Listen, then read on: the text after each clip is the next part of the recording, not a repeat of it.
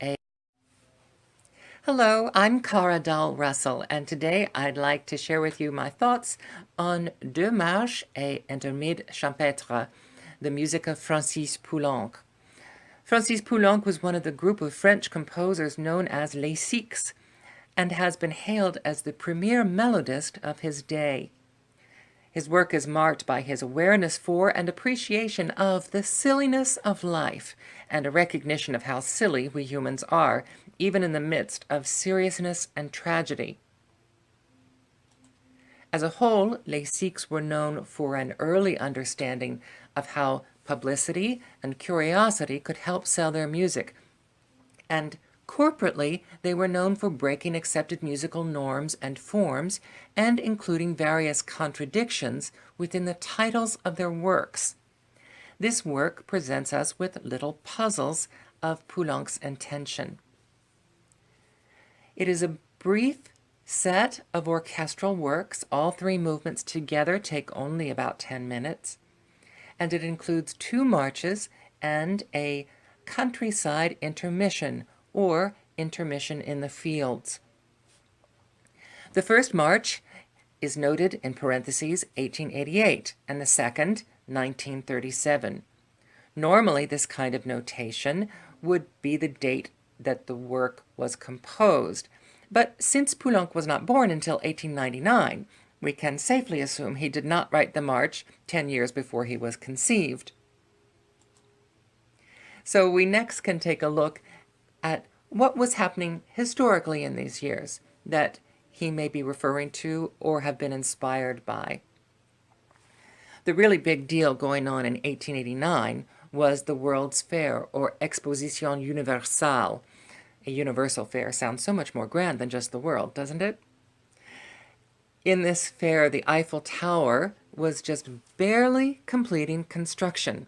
It was used as the entry arch for the fair, but it was only completed for foot traffic up to the 2nd floor. Given that this was one of several works of music commissioned for the 1937 International Exposition in Paris, this is the most obvious starting point for the first light-hearted march. But Poulenc always had more than one thing in his mind. Given that these are marches, we then have to consider French military action.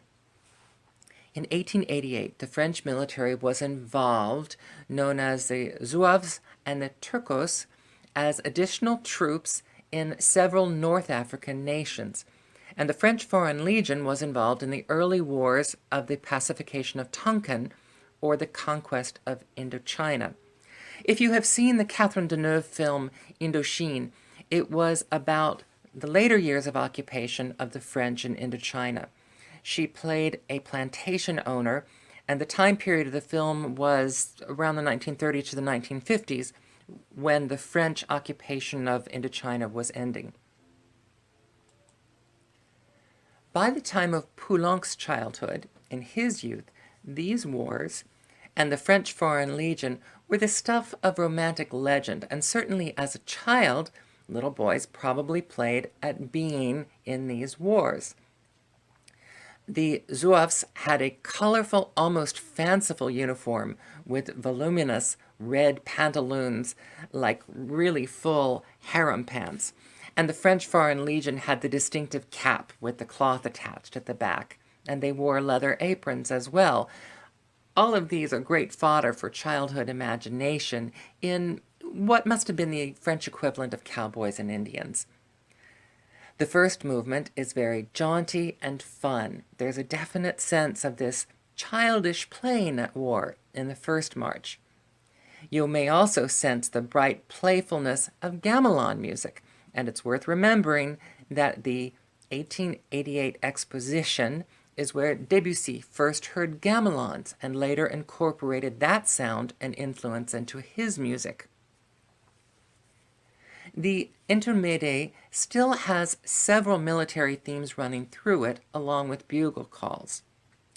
By the time he wrote this work, Poulenc had served his conscription service for 2 years at the end of World War I. He ultimately had fairly light duty as a typist in the aviation division. But this war was an abrupt awakening, the first really mechanized war. Poulenc would have known the loss of family and contemporaries, and he would have known the pattern of a day of warfare, the hurry up and wait, actual battles having a lull in the middle, sometimes for days, a time for drills and preparation, but also a true intermission out of doors, so an Intermede Champetre, countryside intermission.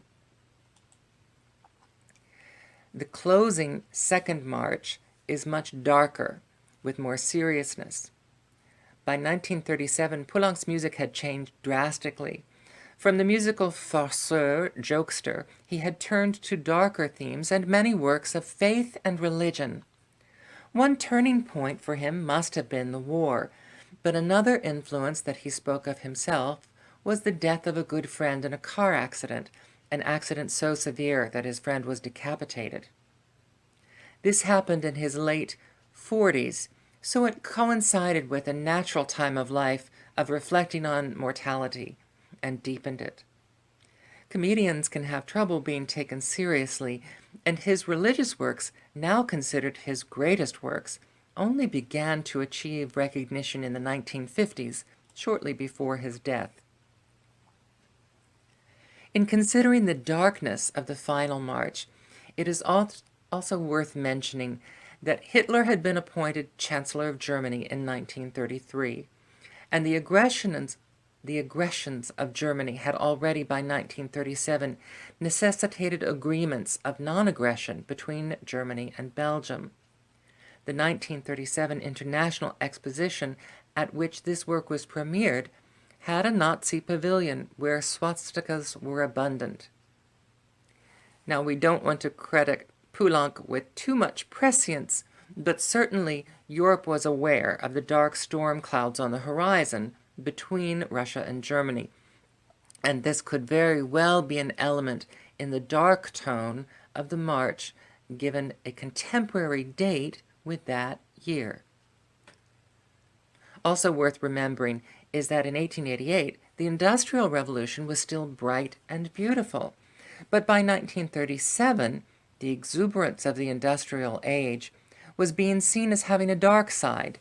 The sheen of the new mechanical age was showing some rust around the edges. So, taking in all of these elements, knowing these things, we still have a puzzle. What are the sources of inspiration for a work of music? Is it one thing, or is it layers of thought? Well, with Poulenc, it is much more likely that he intends all of these layers to work together. The first light-hearted march being children playing at war, combined with romantic, swashbuckling adventure tales of the Foreign Legion. The Intermede blending the realities of military training, but still the naive feeling of adventure and outdoor life. And the third march, while still having some lightness of heroism, has much more of the dissonance, of the confusion, and overwhelming rush of real war and the industrialization of war. So this short work still today packs a whole lot of emotional resonance, as it would have had in his own day, in his own country.